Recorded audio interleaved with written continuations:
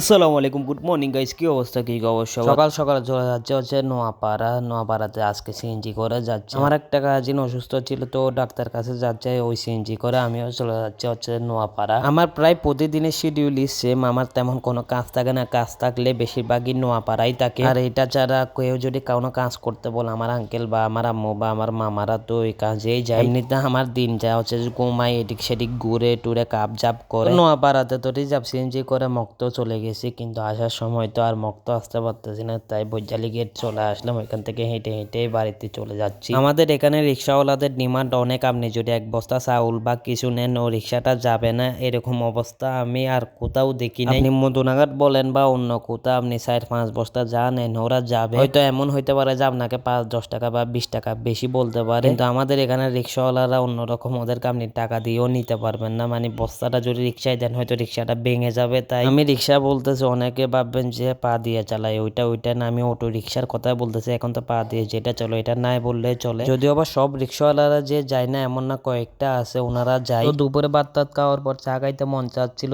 দেখি চা নাই, আবার চাটা বানালাম। চাটা খেয়ে নিলাম। এরপর আবার নোয়াপাড়া থেকে একটা কল আসছিল নোয়াপাড়া যাওয়ার জন্য, তো নোয়াপাড়া যাওয়ার জন্য বের হয়ে গেলাম। ভাবতেছি একেবারে আমার কাজিনটারও দেখে আসবো গেলে। যেদিন কাজ থাকে অনেক বেশি থাকে, আবার যেদিন থাকে না ওই দিন পুরা দিনই বেকার যায়। কোনো সময় আমার 2-4-5 দিন একদম কোনো কাজ ছাড়াই যায়, শুধু ঘুমের মধ্যে। আবার কোনো দিন 2-3 বার নোয়াপাড়া মধুনাঘাট যাওয়া লাগে। নোয়াপাড়াতে বুথের সামনে গিয়ে আমিও কিছুক্ষণ দাঁড়াইছিলাম। আমি ভাবছিলাম যে ভিতরে মানুষ আছে, পরে দেখি মানুষ নাই। আমি ঢুকতে দেখছিলাম একজনকে, কিন্তু ও যে কখন বের হয়ে গেছে আমি খেয়াল করি নাই। তো বুথ থেকে কাজ কাম সারে আমি চলে গেছিলাম হচ্ছে বারোদশরী মার্কেট। ওইখান থেকে চলে গেছিলাম হচ্ছে যে ফার্মেসিতে গিয়ে ওষুধপত্র নিলাম। ফার্মেসি থেকে ওষুধপত্র নিয়ে চলে যাচ্ছিলাম হচ্ছে যে কোসমিকে। ফার্স্টে ভাবছিলাম হচ্ছে যে লিফট দিয়ে চলে যাবো, লিফটের এখানে গিয়ে দেখি সময় লাগবে, তাই আমি সিঁড়ি দিয়ে উঠে যাচ্ছিলাম। কোসমিকের একটা জিনিস আমার অনেক বেশি ভালো লাগে, ওইটা হচ্ছে যে ওদের রুফটপটা। এখানের পরিবেশটা খুব ভালো, একদম খোলামেলা। তো এখানে গিয়ে আমি আমার কাজিনদের দেখলাম, দেখে চলে আসলাম। অবশ্য সবাই আমার কাজিনের জন্য দোয়া করবেন যাতে ও সুস্থ হয়ে যায়। বিকেল থেকে সন্ধ্যার দিকে নোয়াপাড়াতে গাড়ি পাওয়া আরেক মুশকিল হয়ে যায়। এমন সময় আছে যে আমার অনেকক্ষণ দাঁড়ায় থাকতে হয়েছে শুধু গাড়ির জন্য। নোয়াপাড়াতে আসছিলাম তখন জিতু আমার কল দিয়েছিল যে বাইর হওয়ার জন্য, তখন ওরা বলছিলাম যে আমি নোয়াপাড়া আসছি। উজালি গেটে এসে একটু হাঁটতে ওরা কল দিলাম যে বের হো। জিতুরে কল দিয়ে আমি আস্তে আস্তে হাঁটতে লাগলাম। জিতুর একটা অভ্যাস হচ্ছে যে আপনি জিতুরে যখনই কল দেন জিতুর সময় লাগবে। যদিও বা এই অভ্যাসটা অনেক ঠিক হয়েছে, আগে ও তো একদম মেয়েদের মতো ছিল। ওই যদি আপনারা বলে 1:15 বের হবে, ওইটা আপনার ধরে নিতে হবে যে 1:30।